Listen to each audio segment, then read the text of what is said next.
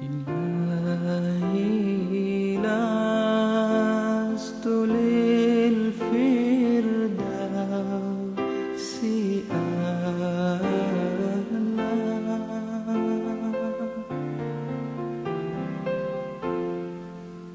ولا أقوى على نار الجحيم.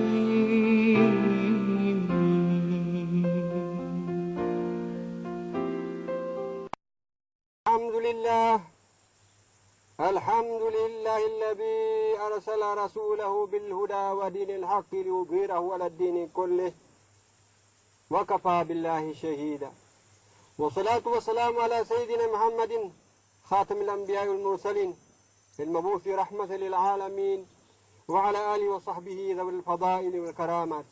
أما بعد، Assalamualaikum warahmatullahi ta'ala wabarakatuh. Segala puji kepada Allah Subhanahu wa Ta'ala yang telah mengutus junjungan Nabi sallallahu alaihi wasallam yang membawa agama yang benar daripadanya untuk mengatasi semua agama. Salawat dan salam ke atas junjungan besar Nabi Muhammad sallallahu alaihi wasallam, penghulu serta penutup para nabi dan rasul yang telah diutus sebagai rahmat untuk sekalian alam ini. Begitu juga salawat dan salam ke atas keluarga dan para sahabat beliau yang punya kelebihan dan kemuliaan. Saudara-saudara sekalian dihormati, kita bersyukur kepada Allah Subhanahu wa Ta'ala karena pada hari yang mulia ini kita dapat berkumpul di tempat ini untuk memperingati satu peristiwa yang sangat penting dalam tamadun umat manusia.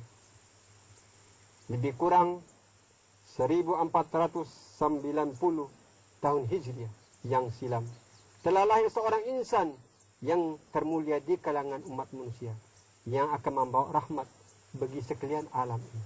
Di mana pada hari ini kita memperingati kelahirannya. Insan yang termulia di kalangan makhluk ini adalah penghulu serta penutup para nabi dan rasul. Insan yang dimaksudkan itu ialah yang lain dan tidak bukan ialah junjungan besar kita Nabi Muhammad SAW bin Abdullah. Kenapa hari ini kita menyambut kelahiran Nabi SAW?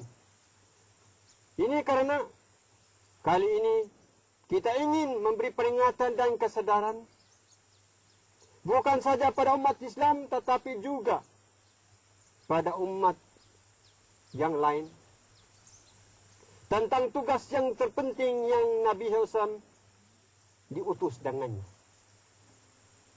Setelah wafat Nabi SAW, tugas ini beralih tangan kepada sahabat. Selepas para sahabat, tugas ini dipikul oleh tabi'in. Selepas tabi'in dipikul oleh tabi'in. Selepas tabi'in dipikul seterusnya oleh umat lain, umat Islam. Seterusnya hingga hari ini, di mana tugas itu beralih tangan kepada kita umat Islam. Apakah sebenarnya tugas Nabi SAW itu? Jawabannya terdapat pada surah Al-Anbiya ayat 107. A'udzu billahi minasyaitonir rajim. Bismillahirrahmanirrahim. Wa ma arsalnaka ila rahmatan lil alamin. Yang bermaksud dan tiadalah kami mengutus kamu wahai Muhammad melainkan untuk menjadi rahmat bagi sekalian alam.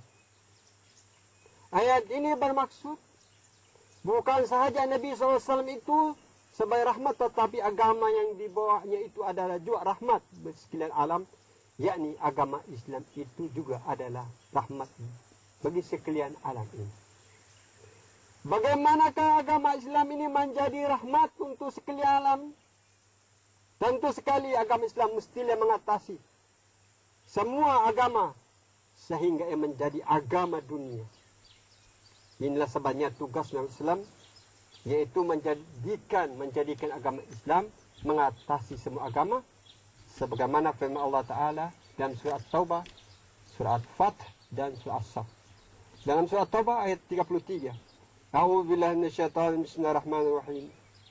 Huwa alladzi arsala rasulahu bil huda wa dinil haqqi liyudhhirahu 'alad dini kullih walau karihal musyrikun. Artinya, dia yang telah mengutus rasulnya dengan membawa petunjuk, yakni Al-Quran, dan agama yang benar, yaitu agama Islam, untuk dimenangkannya serta ditinggikannya atas segala agama, walaupun orang-orang musyrik tidak menyukainya. Dalam surah Al-Fat ayat 28, A'udzu billahi minasyaitonir rajim. Bismillahirrahmanirrahim. Huwa alladzi arsala rasulahu bil huda wa dinil haqqi liyudhhirahu 'alad dini kullih wa kafa billahi syahida. Artinya, dialah yang mengutus rasulnya dengan membawa hidayah petunjuk dan agama yang benar supaya dia memenangkannya dan meninggikannya atas segala agama yang lain. Dan cukuplah Allah menjadi saksi tentang kebenaran apa yang dibawa oleh Rasul. Surah As-Saff ayat 9. A'udzu billahi minasyaitonir rajim. Bismillahirrahmanirrahim. Huwa alladzi arsala rasulahu bil huda wa dinil haqqi liyudhhirahu 'alad dini kullih walau karihal musyrikun. Artinya, dia yang telah mengutus rasulnya dengan membawa hidayah petunjuk dan agama yang benar supaya dia memenangkan dan meninggikannya atas segala agama lain walaupun orang-orang musyrik tidak menyukai. Berdasarkan 3 ayat di atas, nyatalah bahawa tugas Nabi Sallam yang sebenarnya itu ialah menjadikan agama Islam mengatasi dan menundukkan semua agama. Itulah sebenarnya tugas yang terpenting yang Nabi Sallam diutus dengannya. Pada soalannya, adakah selama ini kita umat Islam, terutama para ulama dan pemimpin, benar-benar mengetahui dan memahami serta menyadari tentang tugas Nabi Sallam yang terpenting ini? Kalau iya, apakah langkah-langkah yang telah diambil oleh para ulama dan pemimpin Islam untuk menjadikan tugas yang mulia ini sebagai satu kenyataan? Setakat ini, para ulama dan pemimpin, secara utama ulama Islam, banyak menumpukan gerakan dakwah mereka kepada umat Islam dengan menerangkan hukum hakam yang terkandung dalam Islam, serta menganjurkan umat Islam supaya melaksanakan surat Allah dan menjauhi larangan. Ini dilakukan melalui ceramah, muktamar, forum, seminar dan juga melalui tulisan kitab dan risalah. Langkah ini tidak begitu memberi kesan, kerana ramai para umat Islam hari ini masih lagi gagal melaksanakan tanggungjawab mereka sebagai seorang Muslim. Buktinya, masyarakat Islam telah dilanda gejala sosial, terutama keruntuhan akhlak dan moral di kalangan pemuda dan pemudi Islam. Bahkan ada yang keluar daripada agama Islam dan memeluk agama lain seperti agama Kristian. Langkah seterusnya, mereka memartabatkan umat Islam dengan cara penguasaan ilmu fardu kifayah dengan menitik beratkan soal kemajuan duniawi. Para alim ulama dan pemimpin Islam berpendapat bahawa yang menyebabkan Islam menjadi lemah, mundur serta miskin lalu ditindas, dizalimi serta dijajah walaupun di negara mereka sendiri, ialah kan umat Islam gagal menguasai ilmu berupa fardu kifayah. Dengan ini, umat Islam kata mereka terpaksa bergantung nasib dengan bangsa-bangsa lain di dalam semua bidang, terutama dalam bidang siasat atau politik, iktisad atau ekonomi, teknologi dan ketenteraan. Kata mereka, kalau umat Islam ingin dimuliakan, dihormati serta disegani, umat Islam mestilah menguasai ilmu berupa fardu kifayah agar dapat bersaing dengan bangsa-bangsa lain dalam semua bidang lapangan hidup.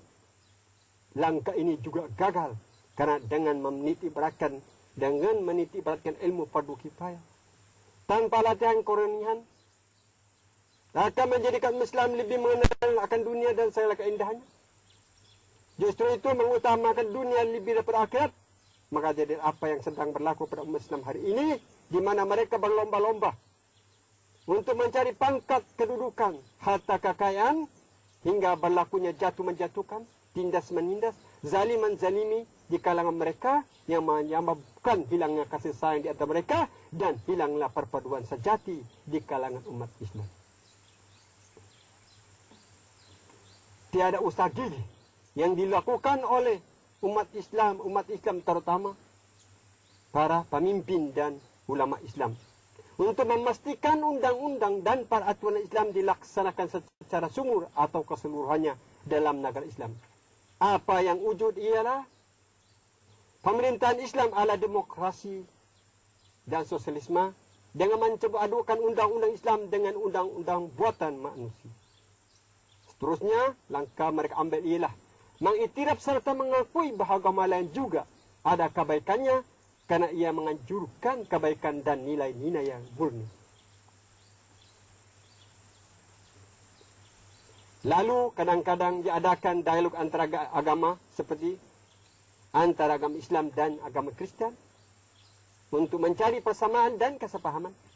Terdapat juga usaha dakwah mengkritik agama lain, terutama agama Kristen, dengan membuat perbandingan di antara Al-Quran dan kitab Injil. Dan kadang-kadang juga ada usaha merayakan bersama perayaan dan upacara keagamaan, yaitu kongsi raya. Langkah ini tidak akan menjadikan agama Islam mengatasi agama-agama lain. Sebaliknya, memberi peluang kepada agama lain untuk menyebarkan ajarannya walaupun di negara Islam sendiri. Maka jelaslah langkah-langkah tersebut tidak akan menjadikan Islam sebagai agama dunia. Banyak lagi soalan yang telah timbul yang memerlukan jawaban dan penyelesaian yang tepat. Soalan seperti, kenapakah ada di antara umat Islam hari ini tidak lagi menunaikan kewajipan mereka sebagai hamba Allah, terutama kewajipan mendirikan sembahyang 5 waktu? Kenapakah ada di antara umat Islam hari ini yang merasa terbeban dan seolah-olah terpaksa menunaikan kewajipan mereka yang lain seperti berpuasa di bulan Ramadan dan mengeluarkan zakat? Kenapakah ada di antara umat Islam hari ini telah mengabaikan tanggungjawab mereka sebagai anggota masyarakat seperti menolong atau membantu orang-orang miskin, orang-orang dalam kesusahan, serta orang-orang yang memerlukan kalau ia tidak menguntungkan diri mereka sendiri? Kenapakah ada di antara umat Islam hari ini sanggup menindas serta menzalim umat Islam yang lain untuk mempertahankan pangkat kedudukan, harta dan kekayaan mereka, hingga hilanglah kasih sayang di antara mereka dan hilanglah perpaduan sejati di kalangan mereka? Sedangkan Allah dan Rasul-Nya menganjurkan umat Islam berkasih sayang, tolong menolong dan mengharamkan penzaliman di kalangan mereka.